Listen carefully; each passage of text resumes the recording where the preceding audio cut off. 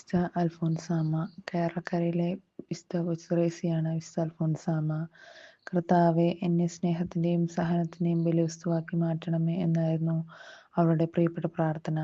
ക്രിസ്തുവിന്റെ സ്നേഹത്തിൽ നിന്ന് ആര് നമ്മെ വേർപെടുത്തും? ക്ലേശമോ, ദുരിതമോ, പീഡനമോ, പട്ടിണിയോ, ആപത്തോ, വാളോ എന്ന് വിശുദ്ധ പൗലോസ്ലീഹയുടെ വാക്കുകൾ അവളും ജീവിതത്തിൽ ഏറ്റുപാടി. മിശിഹാനുകരണം എന്ന ആത്മീയ പുസ്തകത്തിലെ താഴെ കൊടുത്തിരിക്കുന്ന ഉദ്ധരണി അവളുടെ ഏറ്റവും പ്രിയപ്പെട്ട ധ്യാന വിഷയമായിരുന്നു. നാം അനവധി സങ്കടങ്ങൾ വഴി ദൈവരാജ്യത്തിൽ പ്രവേശിക്കേണ്ടതാകുന്നു. യേശുവിന് നൽകാവുന്ന ഏറ്റവും നല്ല സമ്മാനമാണ് സന്തോഷത്തോടെ സഹനങ്ങൾ ഏറ്റെടുക്കുന്ന നമ്മുടെ മനോഭാവം എന്നവൾ ജീവിതത്തിലൂടെ തെളിയിച്ചു.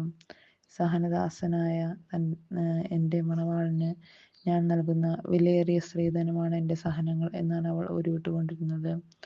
അവളുടെ മണവാളനും സഹനദാസനുമായ യേശുവിനെ ഒരു സ്ത്രീധനമായിട്ടാണ് അവൾ അവളുടെ സഹനത്തെ തിരികെ നൽകിയത്. സഭയിൽ ജീവിച്ച് 19 വർഷത്തിൽ 16 വർഷവും കഠിനവേദന സഹിച്ച് സ്വർണം ഈച്ചോളയെ ശുദ്ധീകരിക്കപ്പെടുന്നത് പോലെ അവളുടെ മണവാളൻ അവളെ എൻ്റെ കുരിശിനോട് ചേർത്ത് വെച്ച് ആ ജീവിതത്തെ ഒരു ബലിവസ്തുവായി സ്വീകരിച്ചു. എന്നെ മുഴുവൻ ഞാൻ എൻ്റെ മണവാളനെ വിട്ടുകൊടുത്തിരിക്കുകയാണ്. അവിടുത്തെ ഇഷ്ടം പോലെ എന്നോട് എന്തും ചെയ്തു കൊള്ളട്ടെ. മനസ്സറിഞ്ഞ ഒരു നിസ്സാരം പാപം പോലും ചെയ്യാതിരിക്കാൻ ഞാൻ പരിശ്രമിക്കുന്നുണ്ട്. തൻ്റെ നോവിൻഷ്യേറ്റ് ഗുരുവും ആത്മപിതാവുമായിരുന്ന ലൂയിസ് CM അച്ഛനോട് അവളുടെ ആത്മസ്ഥിതി അവൾ വെളിപ്പെടുത്തി.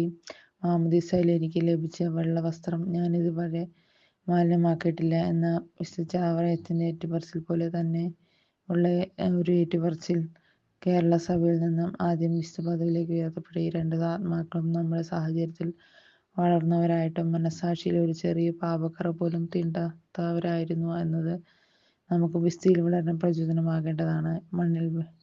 മണ്ണിൽ വീണ് അഴിഞ്ഞില്ലാത്ത ഗോതമ്പുമണി മുളച്ചു പൊങ്ങി അധിക ഫലം പുറപ്പെടുവിക്കുന്നത് പോലെ ഇന്ന് ആ ബാലന്തം ജനങ്ങൾ അവരുടെ കുഴിമാടങ്ങൾ സന്ദർശിച്ച് ദൈവാനുഗ്രഹങ്ങൾ പ്രാപിച്ചുകൊണ്ടിരിക്കുന്നു.